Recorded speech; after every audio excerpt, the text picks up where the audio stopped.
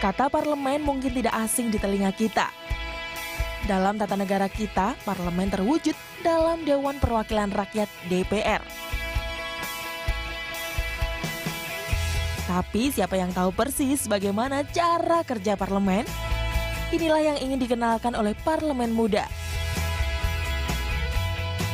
Aktivitas Parlemen Muda persis layaknya wakil rakyat di Senayan. Untuk menjadi anggota Parlemen Muda, anak-anak muda dari seluruh provinsi di Indonesia wajib ikut kampanye dan pemilihan umum layaknya pemilihan anggota legislatif April mendatang.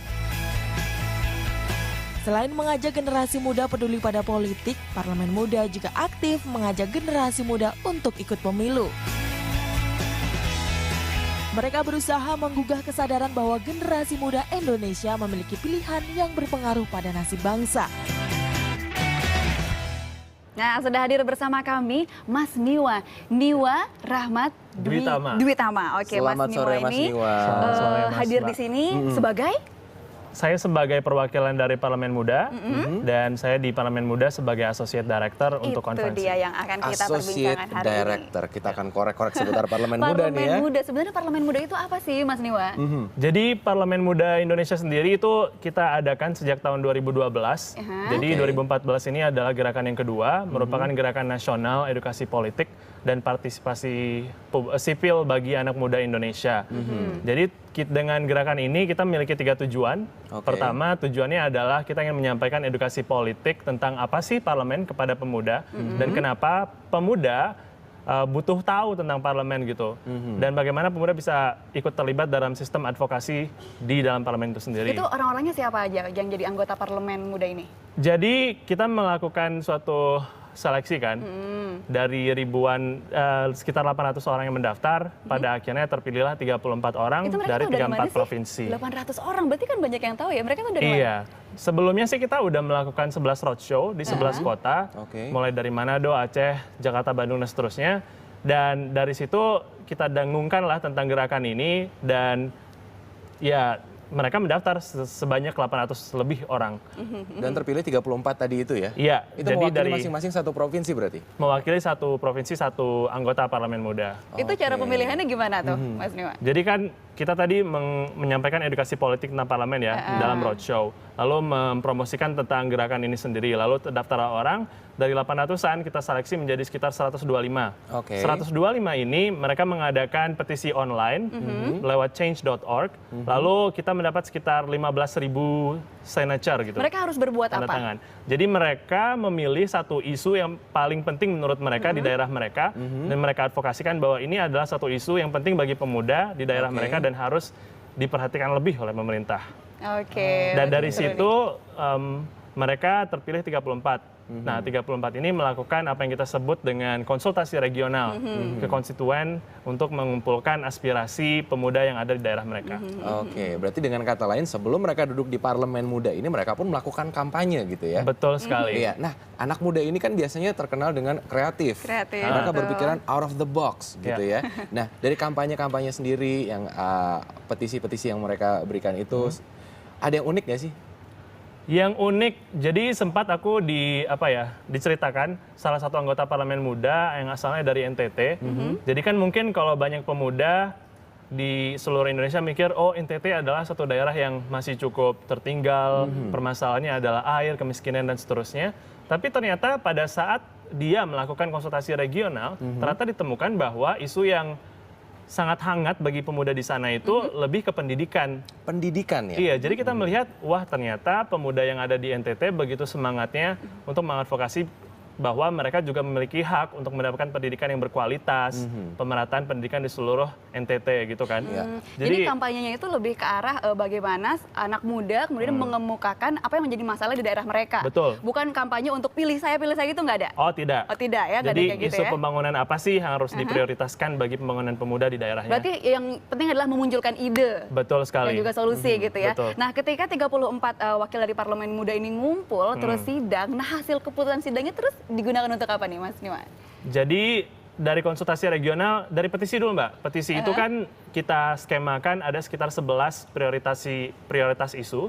Dari 11 itu dikerucutkan lagi dengan konsultasi regional sampai dapat 2. 2 itu adalah akses terhadap pendidikan berkualitas, dan juga keberlanjutan lingkungan. Nah 2 inilah yang mereka debatkan, diskusikan di konferensi sidang majelis yang ada di Jakarta akhir bulan Januari lalu. Nah hasil rekomendasi itu kita laporkan atau kita audiensi dengan 3 pihak pemerintah, yaitu kita ke DPR bertemu dengan Wakil Ketua MPR, lalu yang kedua Pak Roy Suryo selaku Menteri dari Pemuda dan Olahraga Kementerian, dan yang ketiga dengan Kementerian Pendidikan dan Kebudayaan. Hasilnya? Dan hasilnya adalah perbincangan bahwa ternyata pemuda memiliki kapasitas untuk melakukan suatu sistem organik dari mengumpulkan aspirasi pemuda di daerah mereka, dan ini loh hasil akhirnya, ini adalah isu prioritas bagi pemuda di seluruh Indonesia. Tapi kemudian itu diakomodir tidak oleh pihak pemerintah? Memang ada satu yang cukup diakomodir waktu itu dari Kementerian Pendidikan, bahwa kan tahun lalu dicanangkan bagaimana Indonesia sudah memiliki wajib belajar 12 tahun ya, 12 tidak tahun. 9 tahun lagi.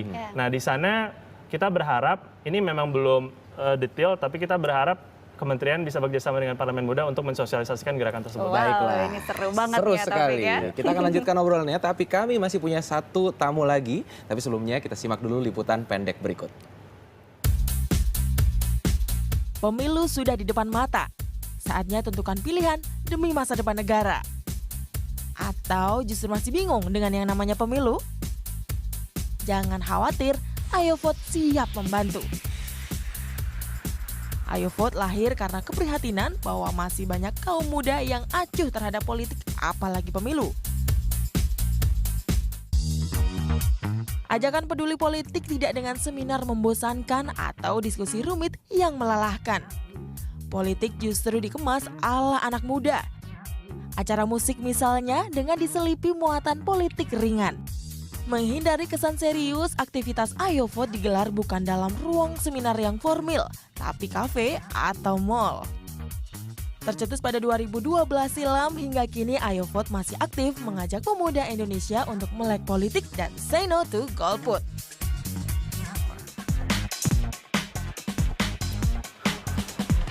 Jadi gimana? Masih mau diem aja? Iya, kini kita sudah bersama dengan Mas Boim ya dari Ayo Vote. Selamat sore Mas. Sore. Ini Mas Boim di Ayo Vote sebagai apa nih?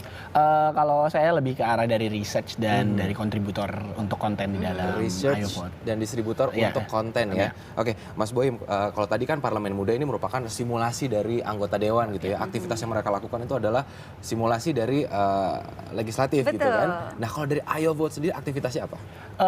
Pada dasarnya Ayo Vote itu adalah sebuah gerakan untuk mengajak tidak hanya menurunkan angka golput, tapi juga kami mengajak kepada teman-teman, terutama pemilih muda dari 17 sampai 30, yang notabene jumlahnya itu sekitar 30% dari total pemilih 2014 nanti.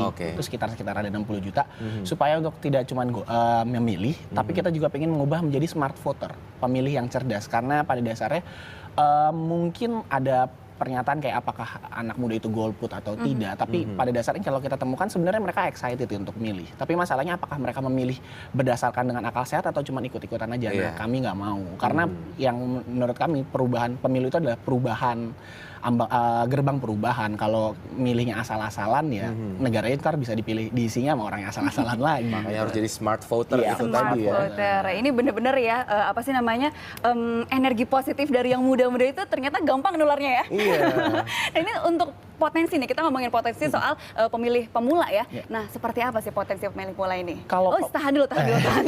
Ini sepertinya kita harus ada simak satu jeda dulu ya.